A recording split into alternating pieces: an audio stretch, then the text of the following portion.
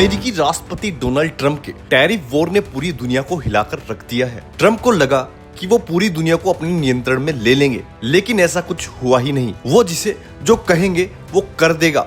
भारत पर भी ऐसा ही दबाव बनाने की रणनीति डोनाल्ड ट्रंप ने अपनाई थी, लेकिन मानो अब पूरी बाजी पलट गई है। जिस यूरोप के दम पर अमेरिका भारत को आंखें दिखा रहा था, धीरे धीरे वो यूरोप अब अमेरिका को धोखा दे रहा है और भारत के पक्ष में आ रहा है। पहले फ्रांस के राष्ट्रपति इमैनुअल मैक्रोन ने पीएम मोदी को फोन करते हुए द्विपक्षीय संबंध बढ़ाने को लेकर ग्रीन सिग्नल दे दिया था, और अब खबर सीधे जर्मनी से आ रही है। खबर ये है कि जर्मनी भी भारत के साथ अपनी दोस्ती को बढ़ाते हुए ट्रंप के टैरिफ से दूरी बनाने का फैसला ले चुका है। जर्मनी के विदेश मंत्री भारत दौरे पर है। इसी बीच यहाँ आने से पहले ही उन्होंने ट्रंप को आईना दिखाने का काम कर दिया है। जर्मनी के विदेश मंत्री जहान डेविड विटफुल का कहना है कि भारत हिंद प्रशांत क्षेत्र में एक प्रमुख साझेदार है। हमारे संबंध राजनीतिक, आर्थिक और सांस्कृतिक रूप से घनिष्ठ है। हमारी रणनीतिक साझेदारी के विस्तार में बहुत सी संभावनाएं हैं। उन्होंने कहा कि दुनिया के सबसे ज्यादा आबादी वाले क्षेत्र और सबसे बड़े लोकतंत्र के तौर पर भारत की आवाज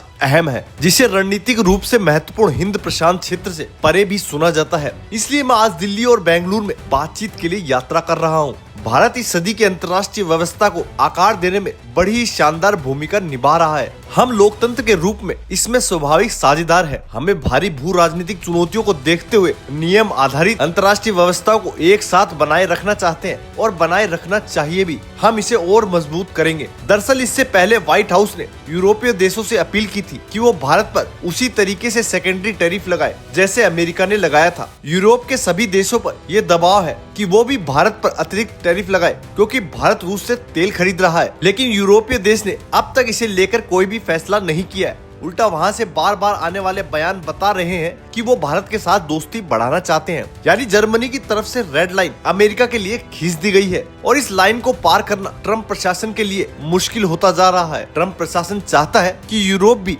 भारत पर सेकेंडरी टैरिफ लगाए, जैसे अमेरिका ने चेतावनी दी थी कि अगर रूस से भारत तेल खरीदता है तो भारत पर अमेरिका सेकेंडरी शुल्क लगाएगा, यानी कि दंडात्मक टैरिफ। अब ऐसे घटनाक्रम में भारत ने राष्ट्रपति ट्रंप द्वारा लगाए गए 50% टैरिफ पर कड़ी आपत्ति जताई है, लेकिन भारत ने रूस से तेल खरीदना जारी रखा है। अब तक भारत को लेकर ट्रंप और अमेरिका के हाथ खाली है। अब तक अमेरिका जो भारत के जरिए से साधना चाहता था, वो उसे बिल्कुल भी नहीं मिला है। भारत दबाव में नहीं आया, उल्टा रूस और चीन के और करीब चला गया। इस बात से घबराए यूरोपीय देश समझ रहे हैं कि रूस और चीन के करीब भारत का जाना कितना बड़ा खतरा हो सकता है। नतीजन यूरोपीय देश अमेरिका को छोड़कर भारत के साथ संबंधों को बढ़ाने की दिशा में आगे बढ़ चुके हैं, जो अपने आप में अमेरिका के लिए और ट्रंप के लिए सबसे बुरा सपना है। दोस्तों, आपको इसके बारे में क्या कहना है? अपनी राय हमें कमेंट में जरूर बताएं। अगर आपको जानकारी वास्तव में अच्छी लगी तो चैनल को लाइक और सब्सक्राइब जरूर करें।